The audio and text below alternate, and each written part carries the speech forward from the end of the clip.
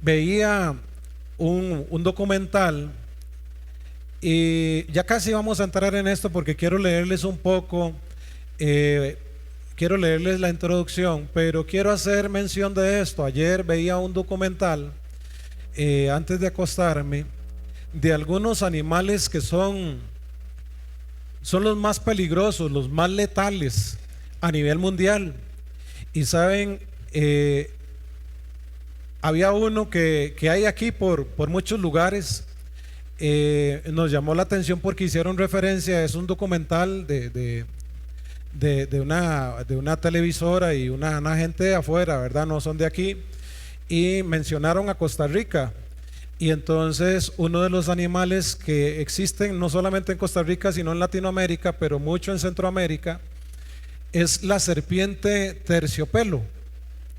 Y menciono esto antes de iniciar porque interesantemente nosotros nos descuidamos muchas veces, y el señor que estaba haciendo el documental acá en Costa Rica fue mordido por una terciopelo y por poco pierde su pierna si no fue atendido rápido, ¿verdad? Casi pierde la pierna. Una muchacha que sufrió también eso en Belice no contó con la misma bendición. Ella sí perdió parte de su cerebro, perdió muchas cosas. Y digo esto porque el veneno de las terciopelo es tan potente que el momento en que entra en el cuerpo comienza a recorrer el cuerpo y va dañando todo, inclusive si llega hasta el cerebro, y puede matarlo. Entonces, ¿por qué digo esto? Porque hoy que vamos a ver parte de lo que es el mensaje de Dios para las iglesias, nosotros como iglesia necesitamos entender que el enemigo, casualmente en el primer capítulo o más bien el tercer capítulo de Génesis, se presenta como una serpiente. Y ¿saben qué es lo que hace el enemigo? Dañar a la iglesia. Y muchas veces nosotros, y la iglesia no estoy hablando de la congregación, estoy hablando de usted y yo como iglesia, muchas veces hay cosas que no le prestamos completa atención. El enemigo nos pica, nos muerde, como usted quiera decirle, ¿verdad? Como serpiente, y ese veneno, sin darnos cuenta, nos va matando poco a poco. Y llega un momento donde nosotros podríamos quizás inclusive apartarnos de Dios, quizás no heredar la herencia realmente que Dios nos ha querido dar, porque nos dejamos morder por todas aquellas cosas que hay allá en el mundo. Y hoy, a través del mensaje que el Señor trae para las iglesias, vamos a ver un poco cómo podríamos nosotros ser afectados o cómo hemos sido afectados. Y quiero animarle para que usted tenga completamente transparencia con usted mismo, con usted misma, que usted no se autoengañe, sino que usted diga: yo me identifico con esta parte de la Biblia, porque lo bonito de esto es que Dios no te viene a reprender, no te viene a exhortar solamente, sino a darte una salida y una esperanza a ti y a mí, a la iglesia en general, para que nos pongamos a cuentas para con Él, para que cuando Él venga por su iglesia, todos podamos irnos al cielo de Dios. Amén. Así que levante conmigo su Biblia, vamos a hacer nuestra declaración en esta preciosa mañana. Diga conmigo: esta es mi Biblia. La Biblia es la mejor semilla. Soy lo que dice que soy. Tengo lo que dice que tengo. Hoy daré mi mejor fruto. Declararé una palabra y no. Vamos a ver. Porque, ok. Amén. ¿Lo están creyendo? Es un bandidillo, ahí sale en la pantalla. Pero bendito Dios, lo importante es que lo creamos. Tenemos poder en nuestra boca a través de lo que la palabra de Dios dice. Ok, muy bien, el tema para esta mañana se llama: todo comienza por su casa. ¿Cuál casa, amados hermanos? ¿Cuál casa? La iglesia.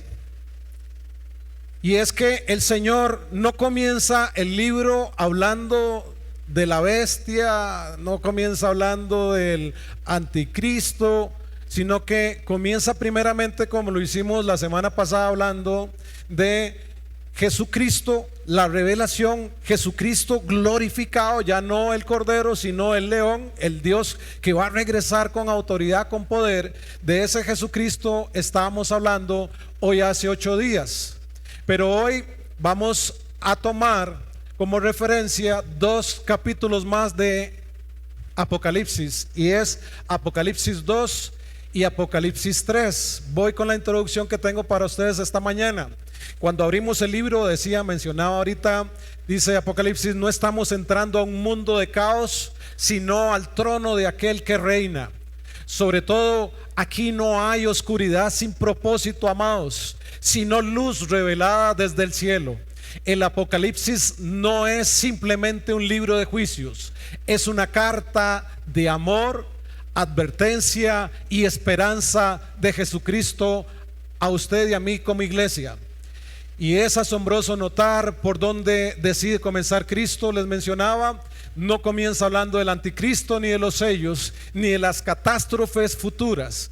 Comienza hablando de usted y de mí como iglesia.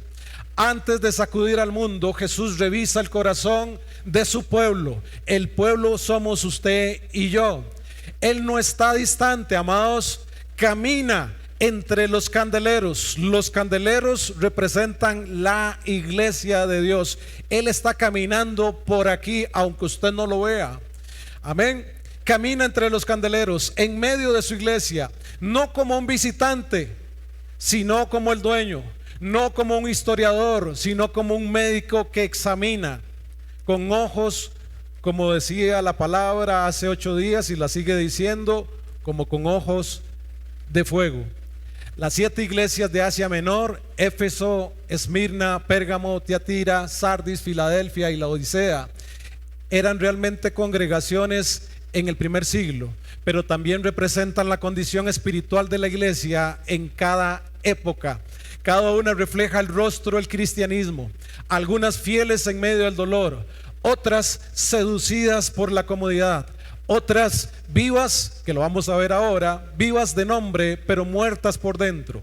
Estas cartas no son fósiles, no son cosas del pasado, son diagnósticos vivos, son un espejo para nosotros hoy.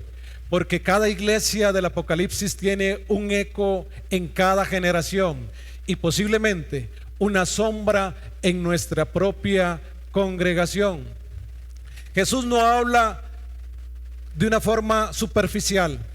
Cada palabra que Él pronuncia en estas cartas lleva un peso enorme en la eternidad. Y Él dice de la siguiente forma: yo conozco tus obras. El Señor conoce tus obras y conoce mis obras. Él no se deja engañar por las apariencias. Nosotros podemos engañar a cualquiera, pero no podemos engañar al Señor. Lo que nosotros ignoramos, Él sí lo ve. Lo que nosotros justificamos, Él lo confronta. Y lo que está a punto de morir, Él puede resucitar. Si tan solo en esta mañana escuchamos. Cada mensaje sigue un diseño divino, una visión gloriosa de Cristo, una evaluación certera, una exhortación urgente y una promesa eterna. Y a cada iglesia, Jesús le ofrece no solo corrección, sino esperanza. El que vence recibirá corona, maná escondido, un nuevo nombre, autoridad, también recibe vida eterna y la misma presencia de Dios. Pero hay una frase, hermanos, que quiero hacerles ver que se repite y es como un martillazo en cada una de estas, de cada mensaje que el Señor le da a las iglesias. Y es esta, dice: el que tiene oído, oiga lo que el Espíritu de Dios dice a las iglesias. Ese es un gran clamor del cielo. No es solo un llamado a escuchar con el oído, sino con el corazón, porque esta no es una carta para ser analizada fríamente. Es una carta para ser respondida con lágrimas, con fe y con obediencia. Hoy Cristo camina entre los candeleros, es decir, en medio de la iglesia. Él está aquí y Él mira a esta iglesia. Él mira a ti, te mira a ti como parte de la iglesia, y como lo hizo con Éfeso y las otras 6 iglesias, hoy Él nos habla y lo hace para no condenarnos, sino para restaurarnos, despertarnos y prepararnos. Porque, amado y amada, quiero decirle que Cristo sí viene pronto. Amén. Necesitamos prepararnos en todo el sentido. Estas cartas no son opcionales, son un espejo profético. Es un espejo de lo que ha de venir, es un espejo de lo que ha pasado, de lo que está pasando y de lo que ha de venir.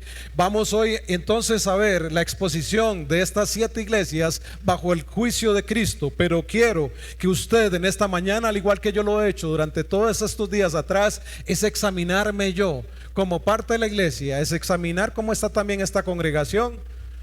Pero más allá es dejar que el Espíritu Santo nos examine. Entonces vamos a ver, número 1, en el capítulo 2 de Apocalipsis, del 1 al 7, habla, número 1, a la iglesia de Éfeso.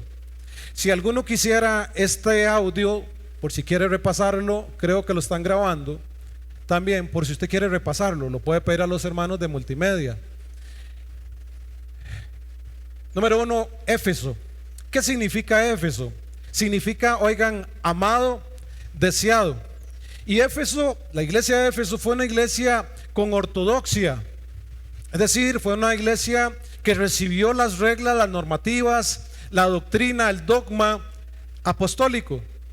Pero Éfeso fue en algún momento una iglesia ortodoxa, con ortodoxia, pero sin praxis.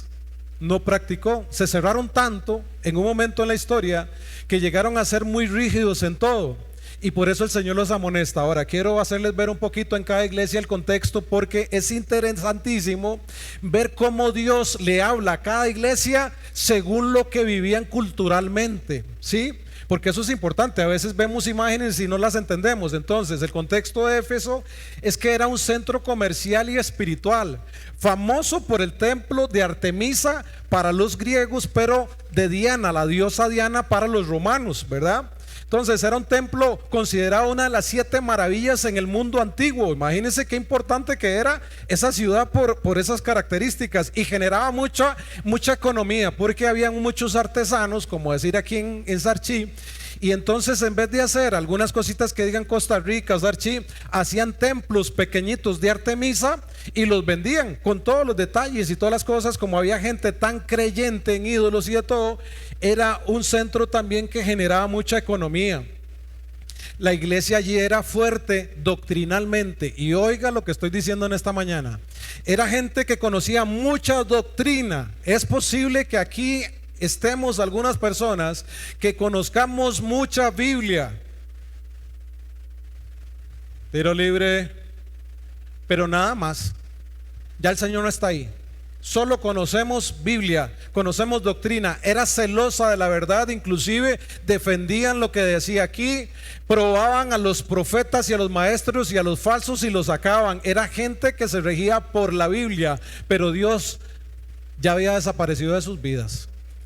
Jesús alaba algunas cosas en ellos: sus obras, su trabajo arduo y su perseverancia. Usted va a leer el capítulo entero, los 2 capítulos en su casa, pero Jesús le alababa eso, que no toleraban a los malos, probaban a los falsos apóstoles. Ellos sufrieron, muchos sufrieron en el nombre de Cristo sin desmayar. Ahora, ¿qué fue lo que el Señor vio? Este pasaje es clave aquí. Dice: has dejado tu primer amor. Capítulo 2 de Apocalipsis, verso 4. Has dejado tu primer amor. ¿Y cuántos de los que estamos aquí muchas veces hemos dejado el primer amor? Habían perdido la pasión, la devoción inicial por Cristo, pero también además se habían cerrado a lo que Dios quería hacer a través de ellos en otras personas, o quizás cerraban. ¿Han escuchado ustedes hoy en día las iglesias o personas que ya no creen en lo que el Espíritu Santo está haciendo? Dicen, eso solamente es emocional. Hoy la iglesia en general sufre la doctrina cesacionista, que yo la he mencionado en días atrás. Son gente que dicen, ya aquí ya no hay nada más, solamente lo que está aquí, y algunos los progresistas también, los que dicen esto es parte de la palabra de Dios pero no la palabra de Dios, cierran todo. Y nosotros tenemos que examinarnos, no caer ahí. Se habían cerrado a lo que Dios puede hacer. Hoy, como les decía, hay iglesias que ya no oran. ¿Sabía usted que hay iglesias que ya no oran por la gente? Un llamado para orar por las necesidades de la gente, ya no lo hacen, porque dicen que eso es emocionalismo. Oiga lo que estoy diciendo. Perdieron el primer amor. ¿Cómo era en el tiempo de Cristo? Jesús mismo oraba por los enfermos y eran sanos. Jesús mismo veía por las necesidades de las personas. Los mismos apóstoles vinieron y nombraron diáconos para que supieran las necesidades de las viudas y las personas que tenían necesidad. Pero esta iglesia había perdido ya todo eso. Y Jesús viene y les llama la atención porque ya no oraban por las almas, por las necesidades. Ya no había nada de eso. Se volvieron insensibles. Estaban correctamente en la parte doctrinal, pero fríos emocionalmente. Éfeso representa a la iglesia que defiende la sana doctrina, pero ha perdido la pasión por Cristo. Pregunto en esta preciosa mañana: ¿es posible que usted y yo estemos aquí y estemos inclusive evaluando, y hay que hacerlo, lo que se predica en una iglesia como esta? Y hay que hacerlo para ver si es la verdad de Cristo. Pero será de los que estamos nosotros solamente evaluando lo que se predica, pero no estamos haciendo lo que la palabra de Dios dice. Si eso es así, este mensaje de esta mañana es para ti y para mí. Amén. ¿Qué dice el Señor? Si no te arrepientes, quitará su candelero. Es lo que le dice el Señor. Usted va a leer todo el capítulo, ¿verdad? Dice, va a quitar el candelero. Cuando una iglesia pierde su primer amor, como la de Éfeso, corre el peligro que Cristo remueva el candelero. ¿Y sabe qué significa esto? Que pierda la influencia espiritual que ha tenido. Y yo no lo digo con orgullo, pero esta iglesia perdió toda la influencia que tenía desde hace muchos años, y Dios está haciendo algo hoy. Pero esta iglesia fue conocida como una iglesia que tuvo fuerza, que ganaba y de todo, y un pronto a otro se perdió. Y quizás nos ha faltado, y no estoy culpando a nadie, ni estoy haciendo ver nada, no estoy hablando de eso. Es los que estamos hoy aquí, necesitamos hoy aquí volvernos al Señor y ver en qué hemos fallado y arrepentirnos como iglesia. Debemos volvernos nuevamente al Señor, pedirle perdón para que Él no quite el candelero de esta ciudad. Que su presencia siempre esté en este lugar, porque su presencia es la que va a marcar a las personas. La presencia de Dios es la que hace que nosotros nos volvamos a Él. La presencia del Señor es la que hace que una nación entera se convierta, se vuelva al Señor. Pero sobre todo, la presencia de Dios es la que hace que usted y yo podamos ser hechos hijos de Dios y podamos tener una eternidad con Él. Esa es la importancia de todo esto, amados. Entonces el candelero iba a ser removido. Saben, los candeleros son de oro. Eso significa que son muy valiosos para el Señor. Una iglesia como esta, una iglesia como la que está en la esquina, por grande o pequeña que sea, son muy importantes para Dios. Valen mucho. Diga conmigo, esta iglesia vale mucho. Ahora diga usted conmigo, yo valgo mucho. Eso es importante. Por eso Cristo vino a morir por usted, que es parte de la iglesia, porque usted vale mucho. ¿Cuál es la promesa que el Señor le da a Éfeso, a la iglesia de Éfeso? Dice, comerá del árbol de la vida. Es decir, va a estar con Él. Ahora, preguntas para reflexionar para aquellos que están anotando. Hoy, ahí te va la primera. ¿Tienes la verdad, pero has perdido el amor? ¿Tienes la verdad? Es decir, tienes la palabra de Dios, pero has perdido el amor. Ahora, esta iglesia fue una iglesia que le sirvió y hacía obras, es decir, trabajaba para Dios. La segunda pregunta es, ¿sirves, pero ya no sientes tanto amor?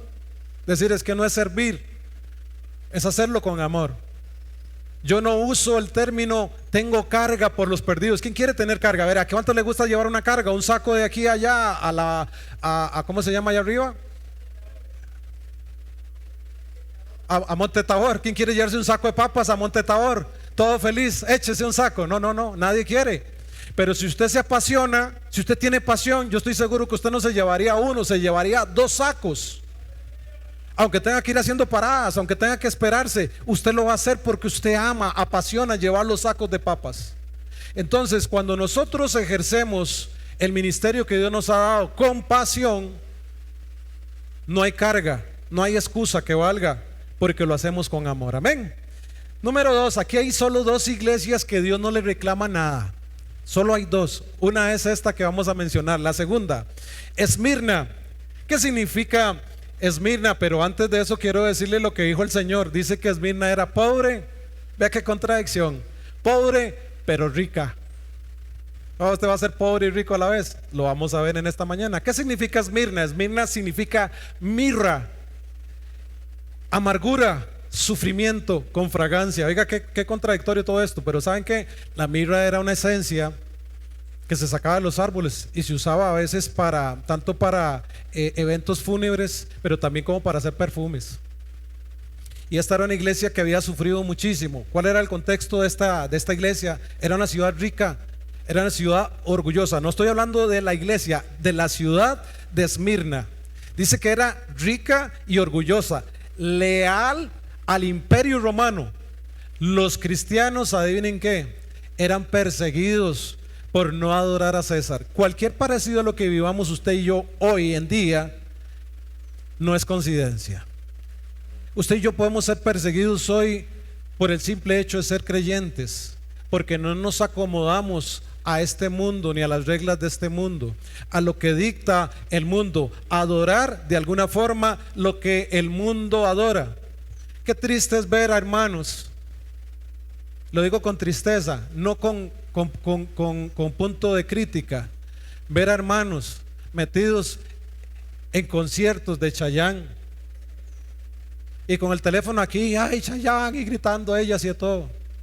Pero sobre todo verlos en conciertos inclusive de rock fuertísimo y medio satánico y hablando tonteras y de todo, y después con la misma boca venir y adorar a Dios. Eso es triste, hermanos.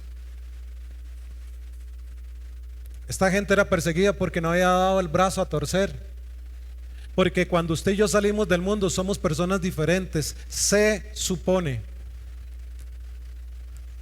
Tiene que haber una transformación en nuestras vidas. Pregunto, ¿qué estamos escuchando? ¿Qué estamos haciendo en nuestra vida? ¿Hay alguna diferencia de nosotros como creyentes a los no creyentes, o todos entramos en el mismo saco? Fueron perseguidos por no adorar a César. En medio de esa hostilidad la iglesia era firme, ellos se mantuvieron. Eran pobres probablemente, ¿verdad? Debido al rechazo social, porque como no adoraban lo que todo el mundo adoraba, entonces los tenían marginados. Pero Dios nunca los tuvo marginados.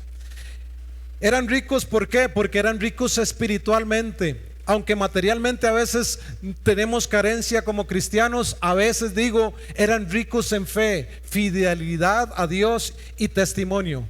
Pero también dice aquí, y la blasfemia, en los versículos que ustedes van a leer en su casa, van a ver, y dice la blasfemia de los que se dicen ser judíos y no lo son, sinagoga de Satanás.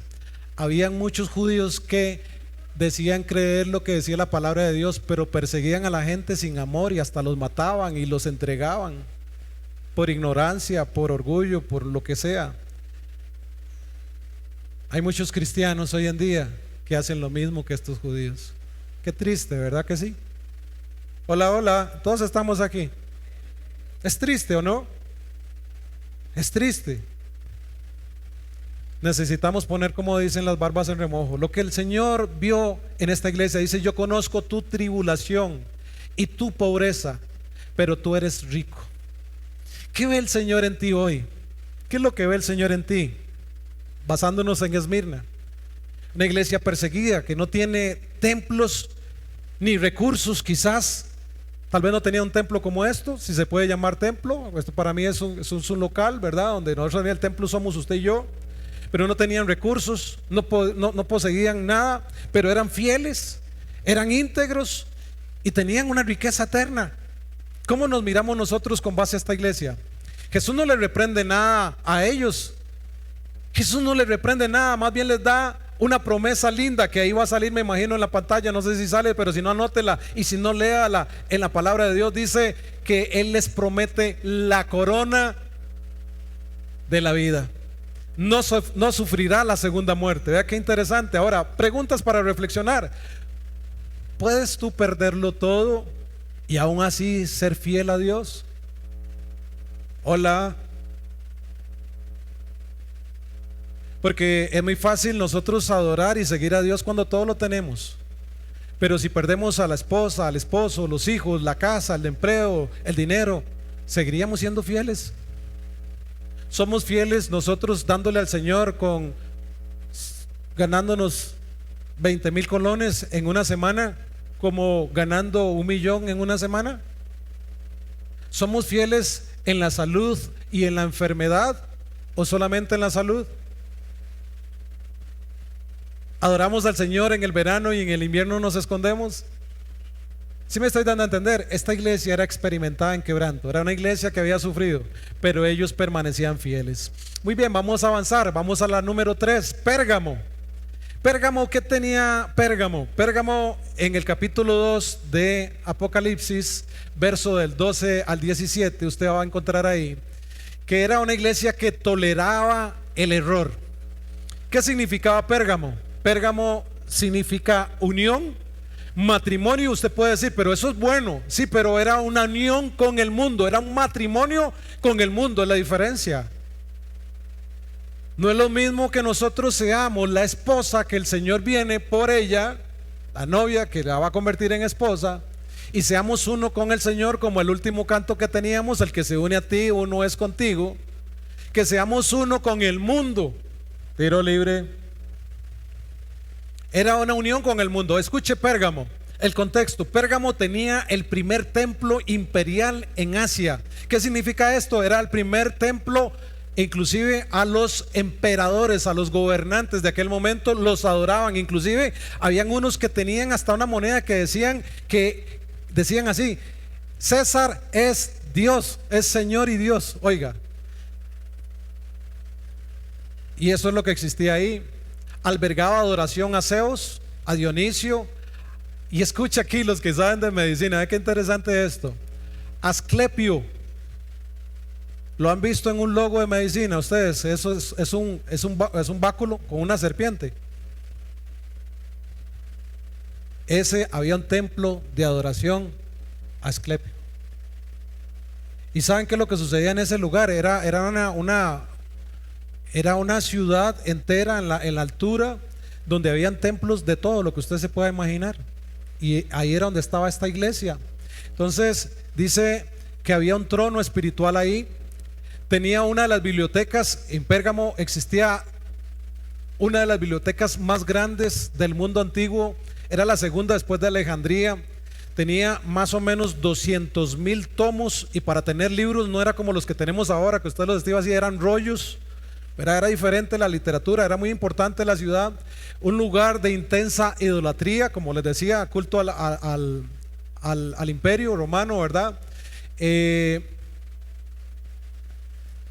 templo de este Asclepio, la gente acudía a ese lugar porque creían que iban a recibir un sueño, una visión donde ellos podían ser sanos. Ahora, les estoy dando mucho contexto de esto para que ustedes sepan dónde estaba esa iglesia y por qué es que el Señor los exhorta a que se vuelvan, ¿sí? Entonces había un culto ahí. Era un centro literal satánico de influencia espiritual corrupta. ¿Qué es lo que el Señor le elogia a esa iglesia? Tú moras, dice en el verso 13, tú moras donde está el trono de Satanás y no negaste mi fe. Es decir, un puño de gente, unos cuantos estaban allí que no habían doblado rodilla ante todo este imperio de idolatría que había.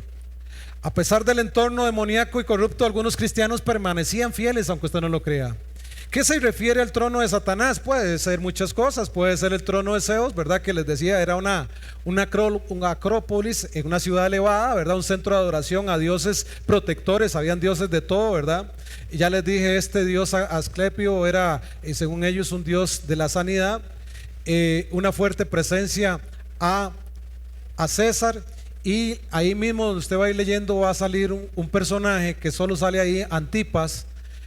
Dice que fue un mártir de la iglesia, que lo mataron ahí, posiblemente en medio de todo eso, porque no accedió a adorar a esos dioses. Ahora, ¿qué es lo que el Señor le reprende? Dice: tienes allí a los que retienen la doctrina de Balaam. Si usted ha leído la palabra de Dios, encontrará en Números capítulo 22 en adelante que existía un hombre llamado Balaam que aconsejó a un profeta que fuera a maldecir al pueblo de Dios, pero también tenía que ver con llevar al pueblo de Dios mediante profecías y cosas a que flaquearan en la fe y la doctrina que Dios había enviado. Y entonces se empiezan a prostituir espiritualmente. Representa a aquellos que mezclan la fe cristiana con prácticas, en el contexto nuestro, a prácticas inmorales. También dice que tienes ahí a los que retienen la doctrina de los nicolaitas. Todo esto tiene que ver con lo mismo. Oiga, el Señor vio que ellos moraban en un lugar muy difícil, ¿verdad? Muy difícil, ¿verdad? Muy difícil el ambiente.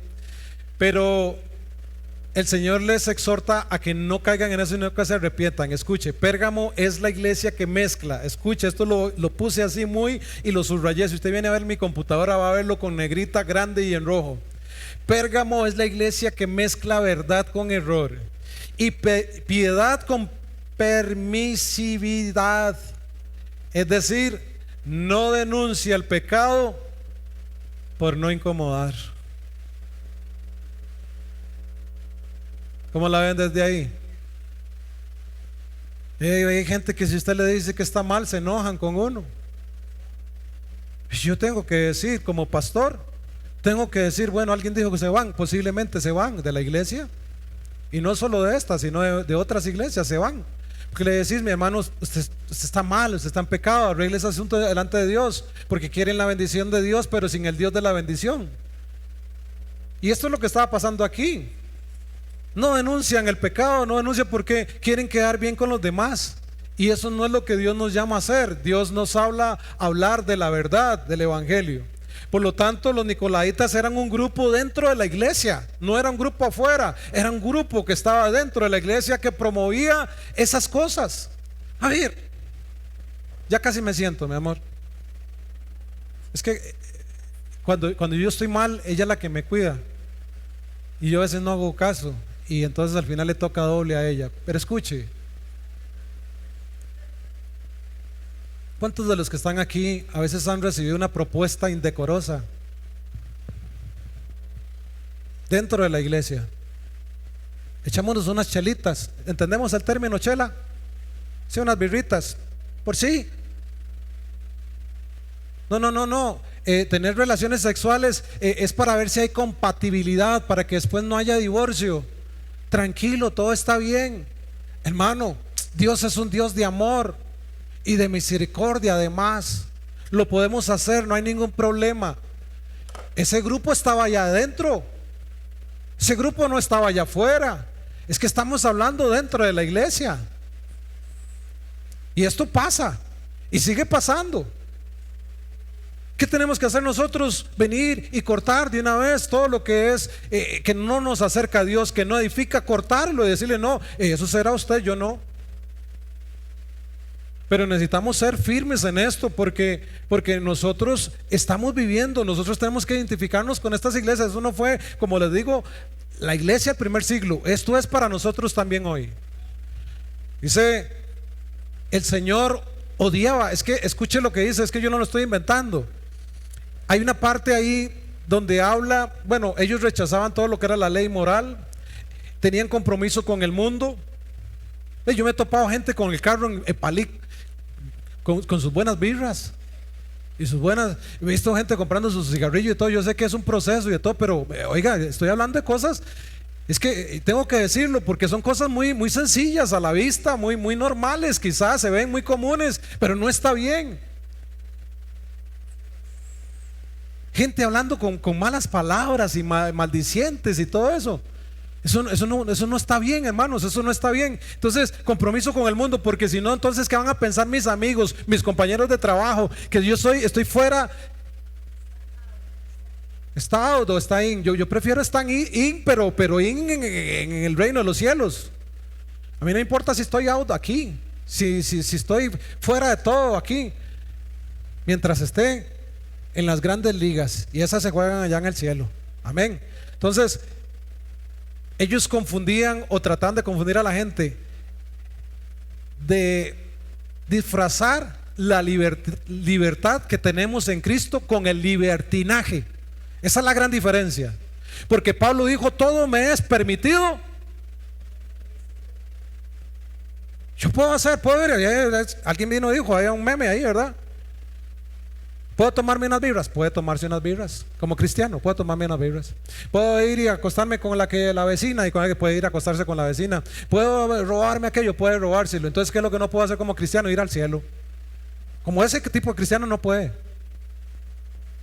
Entonces, hoy no estamos vendiendo nada aquí barato. El evangelio no es barato, no es barato. Le costó la sangre del Hijo de Dios. Y eso es lo que tenemos que ver nosotros. Aquí no podemos abaratar el evangelio. O somos o no somos. No estoy hablando tampoco de extremos, ¿verdad? Que tengan que venir las hermanas con las enaguas por los tobillos para que no se le vean ni siquiera los tobillos. No estoy hablando de eso. Estoy hablando de lo que dice la palabra de Dios, la doctrina, ¿verdad? Que la palabra de Dios enseña. ¿Por qué Jesús aborrecía la doctrina de ellos? Porque les distorsionaba la gracia de Dios.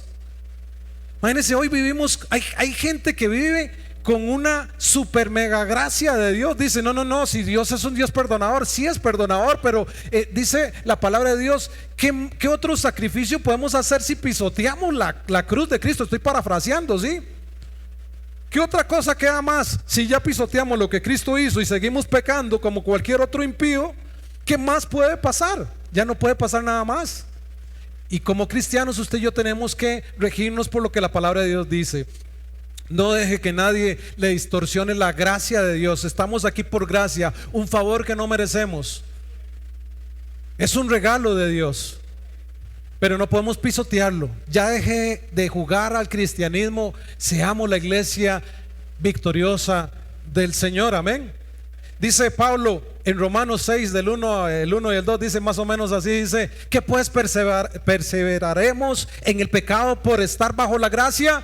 Y después dice: de ninguna forma.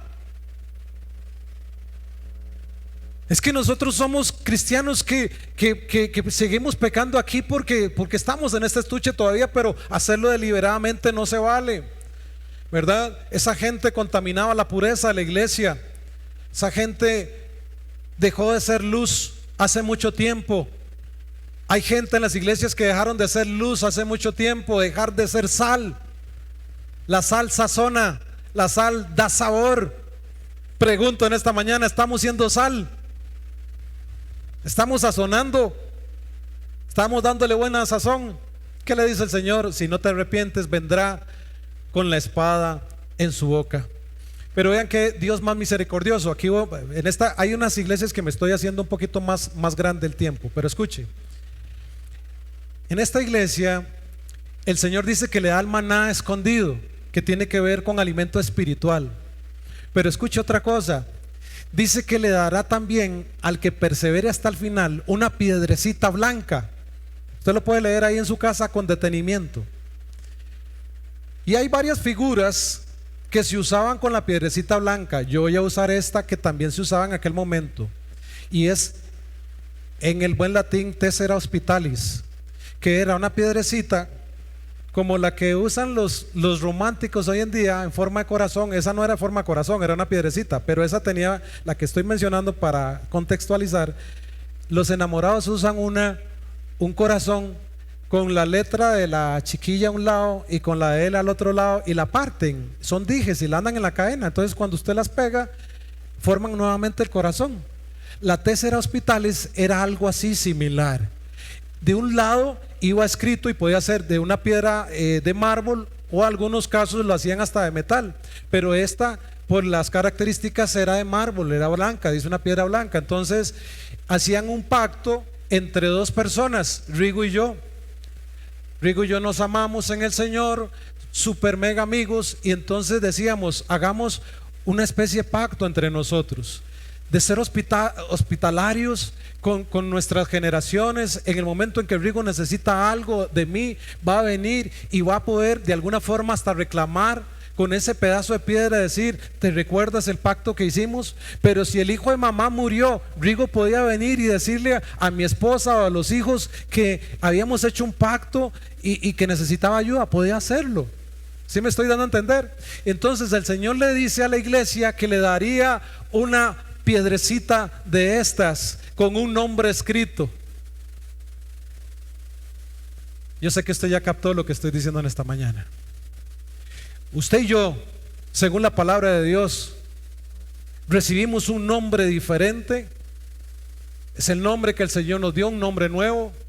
Y cuando lleguemos al cielo de Dios, porque el cielo es de Él, y nos digan por qué nos tienen que dejar entrar al cielo de Dios, nosotros vamos a ir con el pedacito de piedra blanca y le vamos a decir: porque Jesús hizo un pacto conmigo y me dijo que yo era un hijo, una hija de Él, y que puedo entrar a la casa de Él porque es de Él. Amén. Sí me estoy dando a entender en esta mañana. Entonces no hay forma de que nosotros podamos estar tristes en esta mañana. Revisemos qué estamos haciendo no correctamente para poder nosotros adquirir esas bendiciones que están escritas en la palabra de Dios. Para reflexionar en esta mañana, la pregunta que debes hacerte con base a esta iglesia es: ¿qué estás tolerando en tu vida que Cristo ya juzgó? ¿Qué estás aceptando del mundo como algo normal o común que Cristo no acepta? Quítalo, deséchalo, porque la promesa es para ti, pero tienes que arrepentirte en esta preciosa mañana. Número 4, vamos avanzando. Tiatira era una iglesia con carisma pero corrupta. Ahí la vas a encontrar en el verso, después en el capítulo 2, estamos en el capítulo 2 de Apocalipsis, verso 18 en adelante. ¿Qué significa su nombre? Sacrificio continuo, actividad con corrupción. El contexto de la ciudad era una ciudad gremial, es decir, agrupada. Tenía una economía agrupada, es decir, ellos estaban organizados, por decir algo, como con cooperativas, pero cada una de esas agrupaciones tenían una deidad a la cual adoraban. ¿Sí? Entonces, imagínense que, por ejemplo, Alejandra que distribuye, que es una fiel a Oriflán, entonces ella tenía, para poder estar ahí, tenía que adorar al dios Ori. ¿Sí? Y si no, no. Pero ella podía decir que adoraba al dios Ori, pero no iba. No, tenía que participar activamente de las actividades, valga la redundancia, que ellos hacían: comidas, fiestas, turnos, todo lo que podían hacer en ese momento. Entonces, para el grupo de creyentes de allá, para serle fieles a Dios, era muy difícil, porque si no integrabas esos grupos, te descartaban y la economía de la casa venía para abajo en picada, y además te segregaban como alguien muy diferente. Entonces afectaba mucho la economía. Pero también había una profetisa que se hacía llamar profetisa, pero además Jezabel. ¿Cuántos han escuchado a Jezabel? Nadie ha escuchado a Jezabel, ¿verdad? Pero entonces la vamos a mencionar. Jezabel, aquí no necesariamente esta mujer se llamaba Jezabel, sino el espíritu que había en ella. Hace mención de aquella Jezabel que la encontramos en el Antiguo Testamento. Aquella Jezabel que tenía dominio sobre el esposo, Acab. ¿Se recuerdan? Aquella mujer que perseguía a la iglesia, a los profetas, y que quiso mandar a matar a Elías. ¿Se recuerdan? Dice el contexto aquí que era esta ciudad, además, que tenía esa Jezabel, que ahorita la vamos a desglosar un poquito. Dice: era conocida por sus tejidos teñidos de púrpura, trabajos en metal, bronce, cuero, cerámica. Había muchos gremios, como les decía, profesionales, ¿verdad? En ese lugar, pero había mucha idolatría. ¿Qué fue lo que vio el Señor? Dice que toleraba a Jezabel. Jezabel, como les decía aquí, no solamente es una persona, es un sistema espiritual. Manipulaba en el nombre de Dios. Oiga, y hoy encontramos un montón de iglesias manipulando en el nombre de Dios. Promueve inmoralidad en cuanto al lenguaje y a través del lenguaje profético. ¿Qué les voy a decir yo a ustedes, hermanos? Es que a veces se le quiere salir a uno, vean. Hay gente que a veces se reúne, y no vayamos muy largo, aún aquí mismo en Sarchí, se reúnen y están orando a Dios, y cuando terminaron viene la pachanga. Hola. La pachanga, no estoy hablando de un agua dulce con una tortilla palmeada. Estoy viendo los chicharroncitos con los birritas y los whiskitos y las cuestiones, aunque usted no lo crea. Y eso sí, aleluya, gloria a Dios, Dios no está ahí. No haga caso, Dios no está ahí, no se agrada de eso, no se agrada de eso. ¿Saben qué es lo peor de esta iglesia y por qué el Señor le hace ver eso que estaba sucediendo con que toleraban a Jezabel? Lo peor es que la iglesia lo toleraba. Eso es lo peor. Lo peor es cuando usted sabe que está mal y lo tolera. Lo peor es que le puede pasar, ¿se escucha un poco raro? ¿No? Lo peor es que usted sepa que no está bien y usted siga ahí. Lo peor es que usted sepa que eso no trae bendición, que no edifica, y continúe en esas, sabiendo usted que está mal con Dios. ¿Qué le dice el Señor? El Señor le da tiempo para que se arrepienta a esta mujer, pero como no se arrepiente, trae enfermedad, muerte espiritual y juicio. Ahora, ¿cuál es la promesa que el Señor le hace a la iglesia? Ahí sí, dice que le da autoridad sobre las naciones y la estrella de la mañana, que en algunos comentarios nos encontramos que es Cristo mismo. Ahora, para reflexionar, ¿estás dejando que voces corruptas influyan en tu vida espiritual? ¿Qué estás dejando entrar por tus oídos y que de alguna forma te motiva a accionarte con base a eso? Examina tu vida, tu corazón. Vamos con las 5.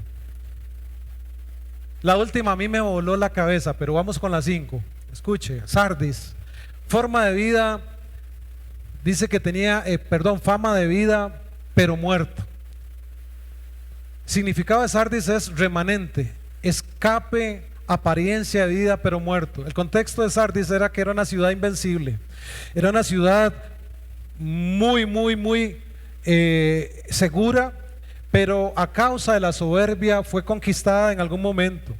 La iglesia allí vivía de su reputación pasada, y es de lo que muchas veces nosotros como creyentes vivimos. ¿Se han encontrado usted algún creyente de hace muchos años que dice: es que antes, y es que yo me acuerdo? Está bien recordar esas cosas, pero cuando usted se quedó en el pasado y ya usted no vive nada hoy, eso es grave. Hay gente que vive de la renta, de lo que pasó, y ya no hay nada nuevo. Cristo el Señor es un Dios de cosas nuevas. ¿No lo dice así su palabra? Dice que nos olvidemos de las cosas viejas. Él hace cosas nuevas, es lo que dice en Isaías. Entonces dice que esa iglesia vivía la reputación pasada, pero además tenían un templo grande, enorme, a una diosa madre llamada Cibeles. Cibeles era una diosa que tenía que ver con la fertilidad, y la estatuilla de ella tenía senos por todo lado, y la adoraban, y hacían venta de todo eso también, ¿verdad? Tenían un culto asociado a la resurrección, a la fertilidad con esta diosa, pero también con lujuria y culto pagano. Tenían reputación de ser una iglesia activa, viva, tal vez inclusive admirada, amados hermanos.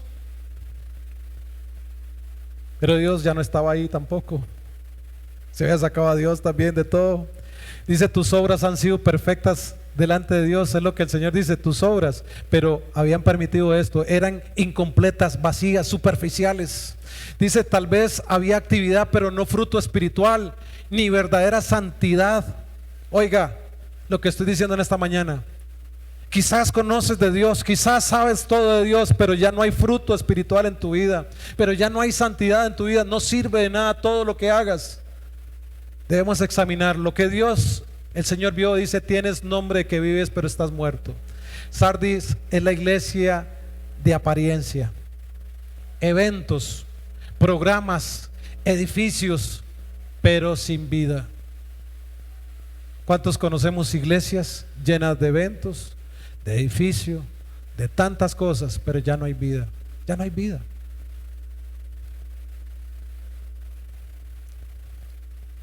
El Señor le dice, si no vela, vendrá como un ladrón sorpresivamente. Pero vean qué lindo que es el Señor. El Señor le hace una radiografía a uno, pero también le da una promesa. Dice, la promesa es que nos va a dar vestiduras blancas y un nombre no borrado del libro de la vida. Ven qué lindo. El Señor viene y nos exhorta, nos hace ver nuestros defectos y nuestros errores, pero después nos dice, si usted se arrepiente, les voy a dar esto. Para reflexionar, ¿estás espiritualmente despierto o dormido con reputación? ¿Cómo te recuerda la gente? Yo me he topado gente en la calle que dicen, me señalan a alguien que va por el Parque Sarchí, dicen, aquel que va allá, pastor, ese iba a la iglesia, vieras qué hombre más tremendo era en aquel momento. Y ya no. Y ya no puede ni siquiera vivir del pasado. En internet me encontraba uno que le llaman el teólogo de la calle. ¿Alguien ha visto unos videos? Ya salió de la calle, por cierto. Un hombre súper conocedor. Hablaba de todo lo que usted le dijera, pero estaba en la calle. Vivía la renta. Ya gracias a Dios salió de ahí. Entonces necesitamos nosotros entender que no podemos vivir de la renta ni la reputación pasada. Número 6, Filadelfia. Esta es la otra iglesia que el Señor no le reprocha nada. Poca fuerza, mucha fidelidad. Capítulo 3, del 7 al 13, usted va a encontrar ahí a la iglesia Filadelfia. ¿Qué significa Filadelfia? Amor fraternal, fidelidad verdadera. ¿Cuál era el contexto de Filadelfia? Esta era una iglesia que estaba en una ciudad donde había muchos terremotos y temblores. Entonces la gente siempre estaba lista para correr. Hace 8 días tembló. Estábamos unos 6, 8 por ahí sentados, 9. Y habían unos cuantos que estuvieron así, incluyendo a la señora, así, de salir corriendo. Se estaba meciendo aquello. Y oiga, nada más se estaba meciendo, no se estaba cayendo nada. Esta gente vivía en un lugar donde tenían que estar constantemente atentos porque podía venirse un terremoto. Sus habitantes vivían listos para salir. A pesar de eso, la iglesia era estable en su fidelidad. Imagínense que empieza a temblar todos los días aquí. Levante la mano así, honestamente, no le vamos a hacer nada. Levante la mano. Si todos los días está temblando así, de 5 puntos algo, de 4 algo, de 7 y cuánto de vez en cuando así, ¿cuántos vendrían todos los domingos siempre a la iglesia? ¿Cuántos vendríamos? Gracias por ser tan honestos. Y los demás, arrepiéntanse. No, si la... ¿Saben por qué digo esto? Porque muchas veces cuando tenemos nosotros cosas contrarias, ya cambia todo en nuestra vida. ¿A cuántos les está temblando y tienen que estar listos para hacerle frente al día a día, quizás, y ya no son fieles para con Dios? Es que estoy hablando aquí no solamente de la parte estructural o cultural del lugar, es cuánto nosotros nos mueve este mundo día a día, nuestra vida nos desacomoda y dejamos de ser fieles para con Dios. Y es que yo lo he escuchado con esto: mientras vemos que Dios va haciendo algo, estamos bien, pero si ya no vemos algo. Yo tengo ya 22 días de estar con el punto y coma y tengo otras patologías también de salud, y en un momento yo me encontré con Dios así, le dije: Señor, pero yo oro por gente, hay algunos que se han sanado, otros se han muerto, pero Señor, ¿y yo por qué no haces algo conmigo? A veces es desesperante, ¿no? Y uno como pastor levantarse aquí y decirle: el Señor te puede sanar, y yo dándome la trampa, como decía mi mamá. Y el Señor me dijo: usted no necesita que yo haga un milagro para que usted crea en mí. Y hay otros que sí necesitan un milagro para que crean. Y casi que escuché así, casi escuché que me dijo: bástate mi gracia. Y dije: Señor, ya entendí, ya. Es muy fácil ser fiel con Dios cuando todo está bien. cuando las finanzas están bien, cuando tengo trabajo, cuando tengo salud, cuando estoy bien con mi señora. Pero este es otro punto. Cuando no estamos bien con la señora, entonces sí venimos a la iglesia y sí buscamos consejería para que nos ayuden, pero apenas se empieza a arreglar un poquito, ya no más, porque ya tengo a la doña donde la quería, ya tengo al esposo donde lo tenía. Tiro libre. Ya el discipulado que están dando para pareja no es para mí, porque ya salí de ahí. No, tenemos que ser fieles con Dios, porque Él nunca ha dejado de ser fiel para con nosotros. Dele al Señor en los momentos de escasez, porque ahí es donde cuenta lo que usted es realmente fiel, no cuando le sobra. Aquella mujer dio de lo que ya no tenía. Lo único que tenía fue lo que echó en la canasta de la ofrenda. Y eso tiene que ver con una iglesia que realmente le cree a Dios. Lo que el Señor ve, dice que has guardado mi palabra, no has negado mi nombre. ¿Cuántos negamos el nombre del Señor? Muchas veces decimos, es que Dios ya se olvidó de mí. Yo no sé si seguir yendo a la iglesia, es que realmente Él se olvidó de mí. ¿Cuántos lo hemos hecho? Es más, ¿cuántos le hemos dejado? Porque yo escuché, no sé, un día escuché un testimonio de alguien también que el diablo vino y le dijo que se matara. No sé quién fue el que me contó. A mí me lo dijo una vez cuando estaba pasando una situación económica bien fatal y yo estoy en la casa ahí solito y el diablo me dice, ¿por qué no te matas y ya se terminó todo esto? Y le puse cuidado, y si hubiera tenido un arma yo creo que me la hubiera puesto. No sé si me hubiera matado, pero quizás me hubiera puesto, no sé, lo que fuera, la galleta soda o lo que fuera para matarme. Pero inmediatamente escuché la voz del Espíritu Santo diciéndome que estás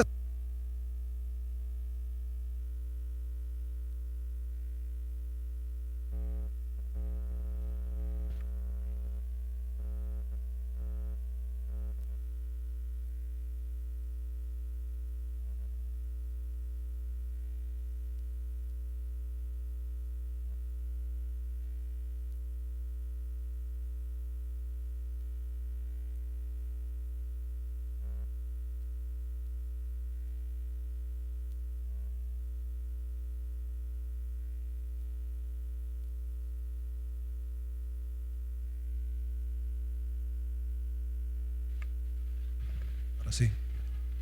Oye, gloria a Dios. Si uno no lo agarra con chiste, se estresa y es mejor agarrarlo chistosamente. Entonces, ya se me perdió por dónde iba el hilo. Pero el asunto, hermanos, es que nosotros necesitamos ser fieles a Dios en medio de todo, creerle a Él. La promesa que el Señor le da a la iglesia de Filadelfia es que serán guardados en la hora de la prueba y serán columna eterna en el templo de Dios. Para reflexionar en esta mañana, en esta sexta, porque ya vamos a terminar con la séptima, es: ¿tienes poca fuerza como la iglesia de Filadelfia, pero sigues siendo fiel a Dios? Jesús honra la fidelidad más que la fama. Y número 7, con esta terminamos, es la iglesia Laodicea. Dice en el capítulo 3 del 14 al 22, esto era un autoengaño tibio.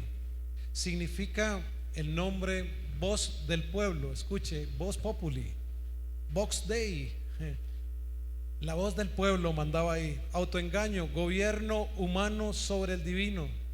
Cuando ya la parte que tiene que ver con Dios desapareció y manda más lo que es la parte humana que lo divino, ya estamos listos. El contexto de la Odisea era que era una ciudad muy próspera en la región de Frigia. Todas estas iglesias estaban allá en contexto, en ubicación allá por el lado de lo que hoy es Turquía, ¿verdad? Y era famosa por 3 cosas. Escuche, voy a hacerle énfasis a estas 3 cositas en este momento. Una, era rica, era famosa por el banco que tenía, el banco de dinero. 2, tenía una escuela muy famosa de medicina especializada en colirio para los ojos. Y 3, una industria textil para ropa. Ahora, vean humanamente, porque por ahí nos puede llevar el diablo. Plata, ropa, intelecto, carrera, por ahí nos puede llevar. Tenga esas 3 cositas ahí, porque por ahí puede ser que el diablo se lo quiera llevar a uno, ¿verdad? Pero aparte de que tenía todo esto, era una ciudad que no poseía agua propia, no tenía fuentes de agua propia. Entonces dependía de dos ciudades que le proveyeran. Una era Hierápolis, ¿verdad?, donde venía agua caliente por unos ductos, y la otra era por Colosas, ¿verdad?, la ciudad de Colosas, de los colosenses, donde venía agua fría. Escuche aquí, vea qué importante es esto, porque Dios le habla a ellos de esta forma. El agua llegaba a esta ciudad no fría ni caliente, llegaba como tibia. Vea qué importante. Ahora, a diferencia como a veces hemos contextualizado este pasaje, que no es frío ni caliente, escuche, el frío no simboliza incredulidad, aunque lo hemos usado muchas veces así. El frío significa aquí que era útil y refrescante. El agua fría era útil y refrescante. La caliente venía de, como les decía, de esta ciudad, pero era un agua que venía como de termales, que se usa ¿para qué? Para sanidad. Entonces, cuando se hacía agua tibia, no servía para nada. No servía ni para tomar, ni para sanar. Era inútil. Entonces el Señor les hace ver eso: no eres útil ni para refrescar ni para sanar, eres como esa agua tibia que todos escupen. Ahora, como les digo, el Señor hace ver esas características a la iglesia Colosa. Lo peor es que no lo sabían. Lo peor que le puede pasar a usted es que usted no sepa qué es usted, cómo está usted. Y para eso necesitamos meternos en esa cámara que les dije de la resonancia magnética de Dios, para que Él sea el que nos examine. Ahora vean, ya voy terminando, porque yo sé, usted me está diciendo: pastor, ya se le está pasando el tiempo. Escuche, ¿sabe qué es lo que más me llamó la atención de esta iglesia? Si usted se va a Apocalipsis 3:20, a ver quién se anima a decirme qué dice Apocalipsis 3:20. Es un pasaje que usamos nosotros para evangelizar. ¿Qué dice Apocalipsis 3:20? ¿Quién me lo quiere decir? ¿Qué dice Apocalipsis 3:20, Manuel?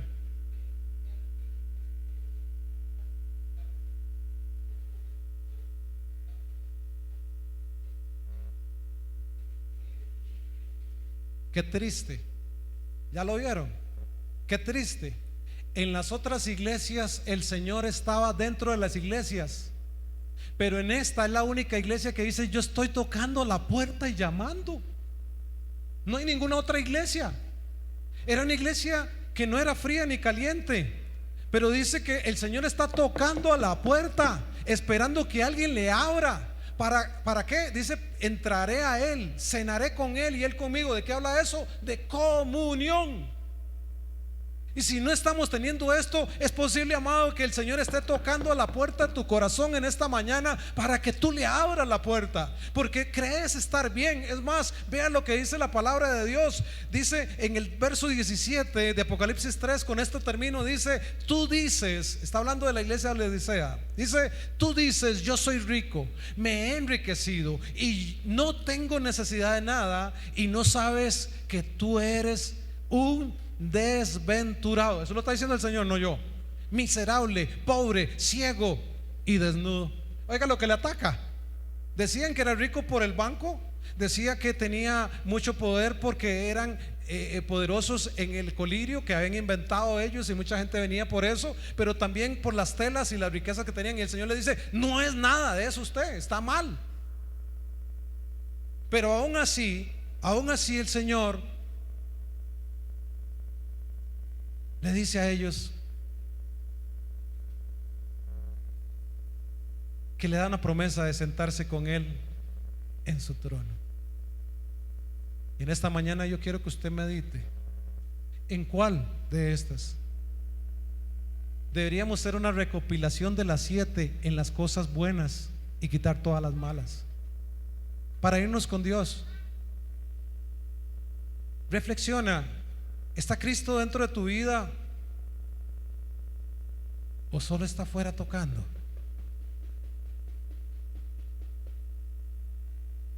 Esta mañana es una mañana para que reflexionemos y para que hagamos las cosas que Él nos dice.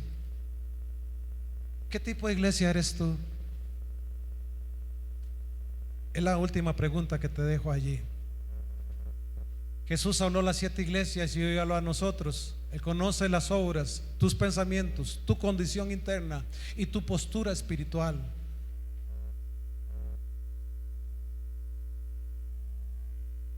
Él ya comenzó con la iglesia. El que tiene oídos para oír, oiga lo que el Espíritu dice a la iglesia. Quiero decirle que esto ya comenzó y que el Señor quiere que nosotros como iglesia estemos preparados para el arrebatamiento, para cuando Él venga por su iglesia, para que ninguno de nosotros nos quedemos aquí. Así que quiero invitarle a que cierre tus ojos en esta preciosa mañana, y vamos a terminar haciendo una oración, y vamos a terminar diciéndole al Señor si tenemos que arrepentirnos de algo, si hemos sido fríos por un tiempo y fuimos útiles, si fuimos calientes en algún momento, porque también llevamos sanidad, pero si fuimos o estamos siendo tibios, que el Señor nos perdone. Si hemos dado paso a la doctrina contaminada, si hemos degradado la gracia de Dios, debemos arrepentirnos. Si nosotros hemos servido de tropiezo para que otros caigan, debemos arrepentirnos de eso. Si hoy estamos aquí y necesitamos que el Señor nos anime, nos eche adelante, yo sé que Él lo va a hacer, pero necesitamos reconocer todas aquellas faltas que hemos tenido, con las que hemos ofendido al Señor, con las que estamos seguros que Él no está de acuerdo. Hemos sido quizás soberbios, hemos sido personas que quizás solamente aparentamos. Somos como aquella criatura del mar que tiene un caparazoncito, pero que por dentro está vacío. Solamente es el caparazón, se ve muy lindo, muy espectacular, pero está vacío. Quizás estamos en esta iglesia aparentando lo que no somos y solo engañamos a dos. Engañamos al hermano, a la hermana, pero también nos engañamos a nosotros mismos, porque Cristo todo lo ve. Y hoy Él nos examina no para fulminarnos, Él hoy nos examina no para condenarnos, sino para traer esperanza, porque de eso se trata el Apocalipsis, de traer esperanza a nuestras vidas. Esperanza de que si Él viniera hoy, tú y yo iríamos al cielo de Él, porque somos parte de su iglesia. Así que, amado, amada, tú que estás en este momento en este lugar y necesitas arrepentirte, ya no jugar más a la iglesia, ya no permitas que el enemigo te robe la paz, la quietud, la seguridad de que irías al cielo. Ya no siendo permisivo contigo mismo, contigo misma, en algunos pecados, en algunas cosas que te han dicho no está bien, o más bien está bien, no está tan mal. Vuélvete al Señor en esta mañana, arrepiéntete de todo tu corazón.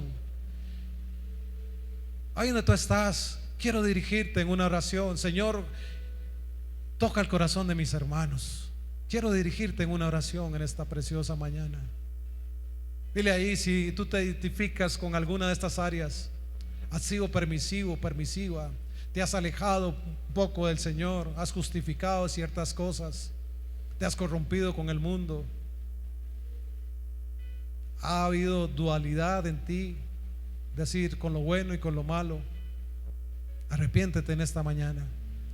Repite conmigo: Señor Jesús, yo hoy te quiero pedir perdón porque te he fallado, porque muchas veces inclusive quizás he visto este mensaje a las iglesias hacia afuera, hacia otras personas, pero no hacia mí. No he permitido que esa resonancia magnética, espiritualmente hablando, me la hagas a mí. Espíritu Santo, revélame en qué área estoy fallando, porque pude mirar en las iglesias que algunos ni cuenta se daban que estaban mal. Señor, si yo estoy mal, ayúdame a entender, pero no solamente entender, sino a volverme a ti, a arrepentirme de todo corazón para hacer las obras, las primeras obras, como le dijiste a los efesios. Por tanto, ve de donde caíste, arrepiéntete y vuelve a las primeras obras. No queremos ser gente religiosa, Señor, queremos ser gente espiritual, gente que te ama a todo corazón, gente que busca, Señor, tu presencia en todo momento. Señor, gracias porque tú nos perdonas. Gracias porque tú traes esperanza y vida a esta iglesia. Y la iglesia somos nosotros, cada uno de los que estamos aquí. Pero además yo sé que tú vas a usar a cada una de estas personas para llevar un mensaje de salvación allá afuera.